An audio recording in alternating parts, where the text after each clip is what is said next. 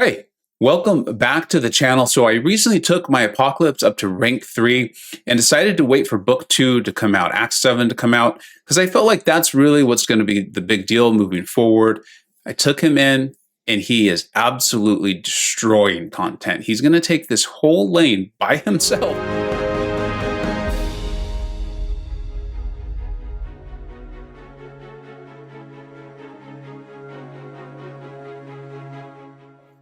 All right, let's go ahead and get into it. We will talk about Apocalypse as we go. Let's take a quick look at the node itself. It's just special Connoisseur. So we're going to want to make sure we have the active prowess in order to do the damage. Mutants receive a nice benefit though, where, whenever they apply a debuff, they have a chance to get that indefinite prowess, so you could get that just through pairing, but Apocalypse, he puts a lot of debuffs on the opponent, so you'll see that working on. And then there's this shifting immunity, which means the defender will be shifting between being bleed and poison immune, and that will cause a little bit of difficulty for Apocalypse here because of his SP1 landing the poison, but that's fine.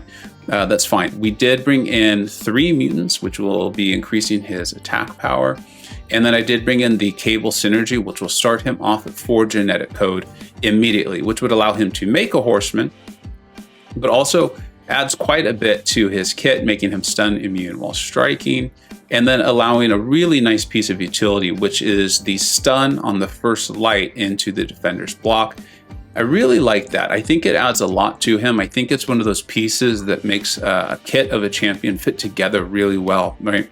Because with him, ideally what you're doing is you're getting the debuffs on the opponent, the 2 debuffs from the SP1, the 2 debuffs from the SP2, and you're refreshing them with the heavy. And then if the fight is long enough, you're going to go to the SP3, which will increase the potency of those debuffs by 100%. And that's really going to play into part of why he is such a great option for the Red Hulk boss at the end of this lane. So I'm going to speed up. I think it's 4 of the fights, just kind of move through them. I want you just to see that they're there so you can see that he can do this all by himself, all on his own. If you had any concerns about like, well, who am I bringing? Just pile it on with mutants. I think bringing Cable is really important because that allows Apocalypse to start at the 4 genetic code instantly.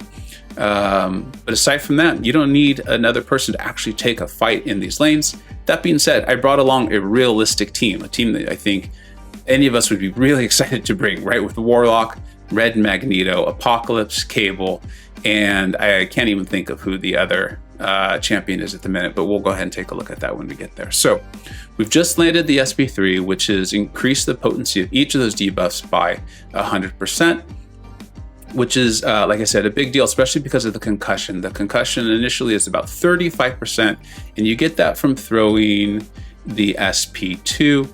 But then when you're able to, you have that on the opponent and then you throw the SP3, that's now a 70% concussion. And like I've said a couple times, we're going to see that come into play quite a bit in the final boss. So got into a little bit of difficulty there with Sentry not wanting to throw his special, but it looks like we've got it and we're well on our way now. And the SP special damage here, it's significant. It is being enhanced a little bit by the node itself, but his specials they do significant damage. He's not he's not someone that's going to wow you with his damage. That's not him. That's not his game. His game is his full kit, and we're going to show off a couple other real nice pieces about him as we go through these fights. So Sentry is down and he's all charged up. Now he was all charged up already because of Cable and then having these extra mutants, which is increasing his attack power. I think this is one of the fights we're going to go ahead and speed up.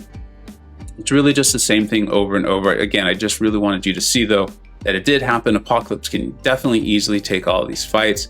There's a little bit of trickiness here with the parry, but again, really not too much with this Black Panther. You see it was about 110 fights, and these are pretty beefy defenders here.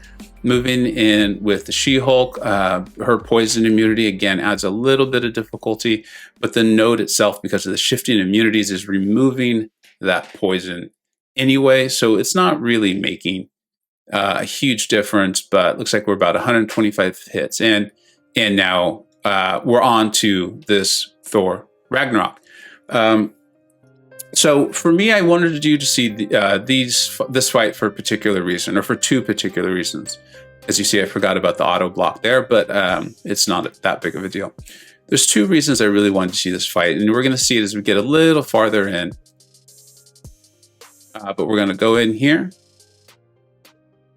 And we do still need to be aware of his ability there to gain the power, and the power gain is kicked in. So there's one of the first things I wanted to point out. Apocalypse's specials are incredibly long. They're extremely long. I think a lot of you Ghost players are probably aware of that, and you Tigra players. So they're long, and so that has some real benefits. A real negative to it, though, is you look at how long it takes for it to cancel out Thor's power gain here, right? Because it doesn't get canceled out until the end. And then additionally, there's a lot of hits in it. It's a lot of hits in it, and you need to be really aware of how much power you are sending to the defender. So it kind of cuts both ways. And I think a little bit it's just getting to know the champion. We're coming in, and we've placed 3 of the debuffs.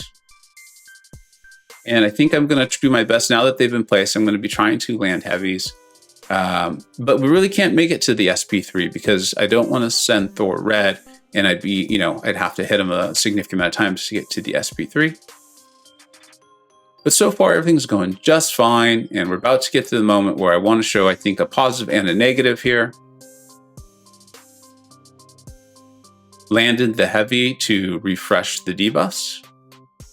And right here, I remember thinking this. I remember thinking that I was going to have plenty of damage to finish him off. I thought this SP2 would finish him off. And as you see, we come up a little bit short. And because the special is so long, it didn't cancel it out before his power gain triggered, which means we've sent him red. So I do think that's a negative, or at least something as you play with him, you need to be aware of. Clearly, I could have just baited it. Not the end of the world. It's not like this was ruined the fight. That was me just trying to force things a little bit. But here's the other thing is, we had this special 3 from Thor, who doesn't do a tremendous amount of damage, but it only took off about 25% of Apocalypse's health. This is a beefy boy. And I think that means a lot too. This guy has a lot of health. He can take a hit. If you're like me, you might make a mistake every once in a while. You might be prone to doing these sorts of things. He's pretty great at that. And I'm not embarrassed to admit it, right? Like, I think that is a true advantage to a champion. And I think those of us who've played Doom and Magneto would agree that there's just a confidence that is instilled from having a champion that can take a hit. Now, we're at this Red Hulk here, and Red Hulk he's a little tanky himself, speaking of tanky champions. But what's really making this difficult is that, first of all, there's buffet on this, right? So every time you trigger that buff, he's going to regen. Now, these are high health opponents, so 5% is a significant amount. And then also this defective defense. So anytime you block a hit, there's a 100% chance to apply a disorient debuff. And this will reduce your block proficiency and your defensive ability accuracy. Now, there is a way for you to get it off if you're blocking, and you hold it for 1.2 seconds, but I prefer not to have to do that. And if these debuffs start to really add up, it seems like that could really cause a problem for you. So one of the things that I don't think gets mentioned very much, because I don't think we've had a lot of uses for it, is that Apocalypse can actually become immune to disorient. He just has to have it on himself for, I believe it is 8 seconds. It's the same way he develops his bleed and his incinerate immunity. He has to have those on for 8 seconds. So obviously you have to hope that the bleed and the incinerate is not incredibly strong, but he will eventually become immune to it. Now, I am going to make a mistake in this fight. And so unfortunately, I'm going to have to revive, but I've shown you this because I wanted you to see that right about now, he is about to go disorient immune. We now no longer even have to worry about that. He's just now disorient immune. That's how his immunities work. So he is disorient immune for the rest of the quest. Now, this happens to be the last fight in the quest, so that's fine. There's going to be another really nice piece of his kit here that I wanted to point out. That's why I wanted to show you this fight. As you see, whenever we're triggering a buff, which is going to be coming from triggering dexterity, Rulk's going to get a pretty sizable here. Look at that. Those 31,000 health. Well, the way that we're going to handle that is, remember, Apocalypse applies the concussion from the SP2. It's only a 35%. That's not very reliable. That's not very reliable at all. If we apply that to Red Hulk, he's still going to trigger the buffet, 65% of the time. But we're going to apply it, I think, right about now. Nope, going to bait the SP1. And you're seeing, he's 100% health. We're 33 hits in, and he was still at full health. Special did about 10% of the damage, and we've now applied the 35% concussion.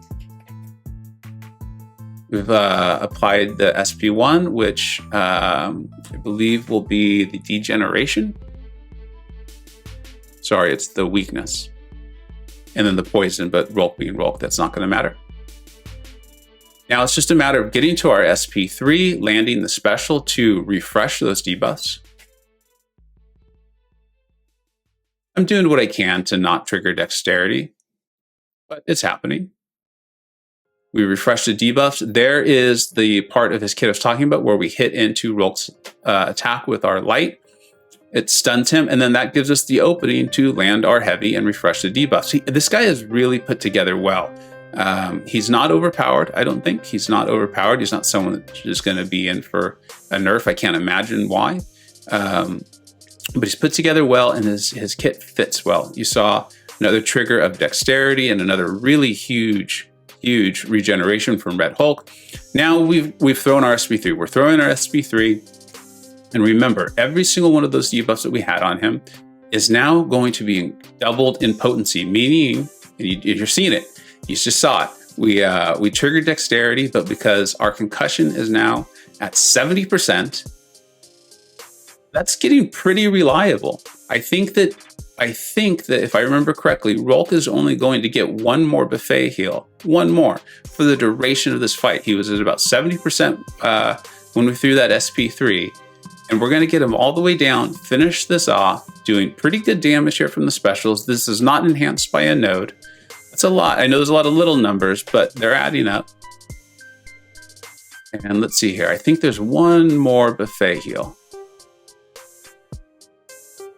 Rulk was pretty generous throwing his SP1, which helped quite a bit. There it is. There's the one. Now watch. Every other time we trigger dexterity, this guy's not going to get a heal. There it is.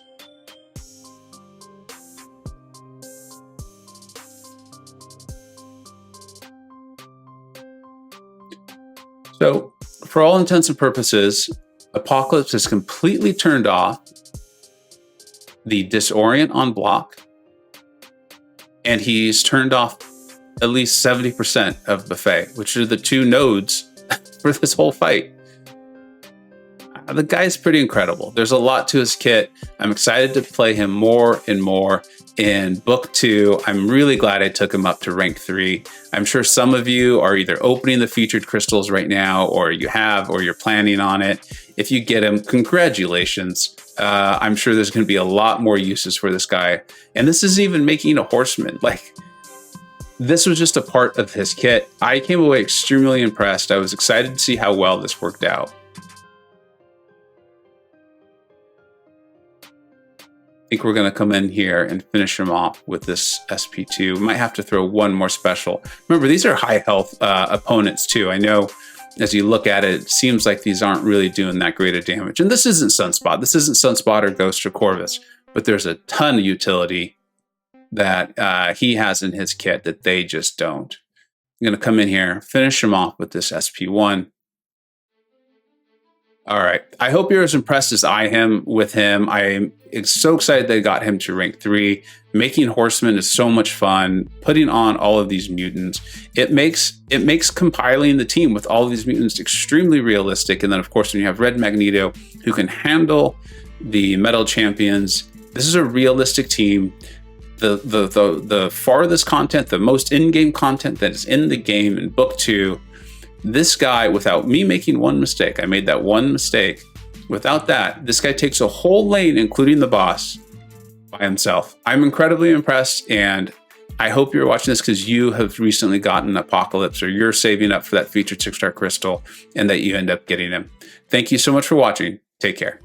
I hope you either learned something, were entertained, or even better, a little bit of both. Don't forget to like, subscribe, and follow on Twitter at VegaGaming583. Thanks so much for watching. Take care.